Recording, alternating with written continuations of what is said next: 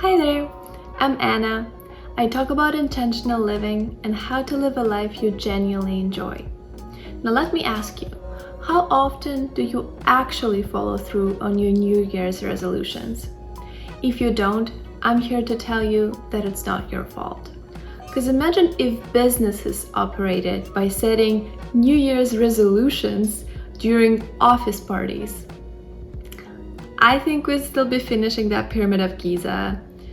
My point is, we shouldn't treat our personal goals any differently. They're not less important and they're not easier to set. That's a big misconception I've noticed. I'm simple, my goals are humble. No, we're all complicated human beings and our goals are complex. People often leave their personal growth to last as a nice to have if they get to it. Girl, you won't get to it.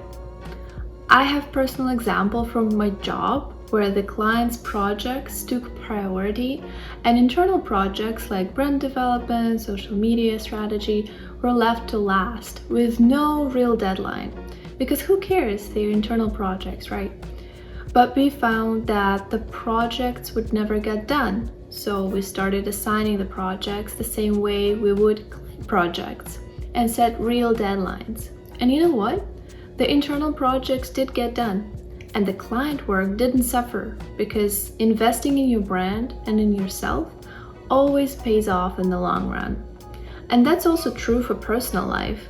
Life isn't still, it's always moving. New things always come up. So leaving your goals to last doesn't usually work unless you have no job and no responsibilities. But in this case, you're probably not watching this video as you're somewhere in Bali and I'm jealous, but never mind. My point is that we're all busy and we need to prioritize our needs, which in this case is self-actualization. The first important step is to understand who you're doing this for and the responsibility that comes with it. Imagine you're doing a project at work. You have people who depend on the outcome of your work. You don't want to let them down. So that's a pretty strong motivator to meet the deadline and do the job justice. With personal projects, we tend to feel a little less pressure because no one else is relying on the outcome. But that is not true. In your personal life, the person who depends on the present results is the future you. Think of the person you will become once your goals are achieved. Are you happier, smarter, healthier? This is the person whose happiness depends on whether or not you dedicate your time to your growth. If you're a millennial like me, you are used to undervaluing yourself. I truly admire Gen Z who are much better at building boundaries and overall self-care. I definitely had to try really hard to put myself first. And clearly envisioning your future state of being after your goal is complete is really helpful. You can even create a vision board or draw yourself if you want. Now that you have mentally prepared to set your goals, it's time to write them down. Studies show that individuals who write down their goals are 42% more likely to achieve them compared to those who don't. Can you imagine? 42%! If you can come closer to achieving your goals just by writing them down, I'd say it's definitely worth it. Based on personal experience, I realized that setting goals is actually not that easy, and your New Year's resolutions are not your goals. You may have a vague idea of what you want to do, but writing your goals down is a whole other story. You may feel stuck or overwhelmed staring at a blank piece of paper. My advice is don't try to nail them on the first try, and God forbid, don't use a new beautiful journal. You'll be just scared to ruin it when correcting your mistakes. Take the scrappiest piece of paper you can find and then vomit all your thoughts onto it. No censoring, no selecting in your head. You write down everything that comes to mind. And that is called brainstorming. And the key is to not block any thoughts, which encourages you to come up with more and better ideas. Think of everything you've ever wanted to do. Exercise, read more books, feel less tired, better relationship with your partner, cook more healthy meals, cook less to have more free time, open a business, buy that mushroom lamp that's all over TikTok. I don't care how big or small it is, you're writing them all down. At this point, they aren't goals, they are more wants. And that's okay, because you can't have goals before you know what you want.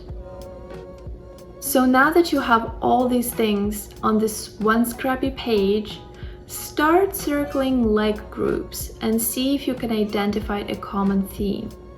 So you can end up with different buckets. Here are some more general examples to get you going. Health, mental well-being, esteem, social, relationships, financial, educational, and personal development.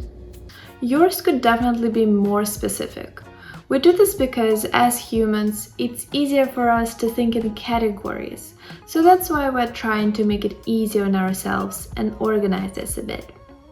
This exercise will help identify those underlying long-term goals, which on the surface may look like, I want to buy more clothes, I want to learn how to crochet, I want to learn more about color theory. And the common theme you may start seeing is your overall love for fashion.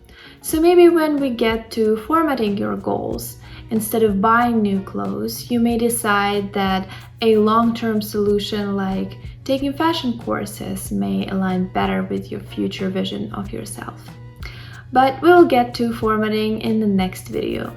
Today is all about brainstorming. I should also mention that it's not a bad idea to get an external perspective on how other people view you. If you feel comfortable, ask your close friend or your partner or your parent if they've ever noticed you mentioning any regrets about your current state of living or voicing any aspirational statements like, if only I could sing, I would be a different person. Those are really helpful too, because then we can build an attainable and sustainable plan for how to become that future you. I'm a strong believer that anyone can reach any kind of goal despite whether they have talent or not, because I truly believe that consistency and the right approach is what makes things work. Well, I think that's enough homework for tonight. Thank you so much for sticking around, and I'll see you next time.